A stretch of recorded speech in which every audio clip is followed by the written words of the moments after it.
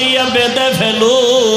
তিনটা টুকরা সাদা কাপড়ের প্যাকেট বানায় কবরে রেখে আসবে,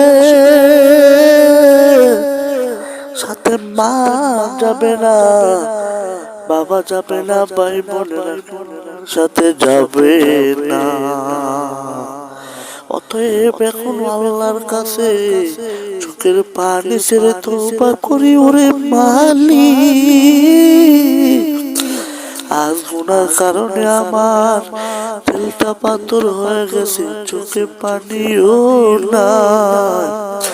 আল্লাহ গুনার কারণে হাত না পা, পাও না পা, অন্তর না পা, আল্লাহ মেহেরবানি করি কান্নাওয়ালা চক্ষু দান করি।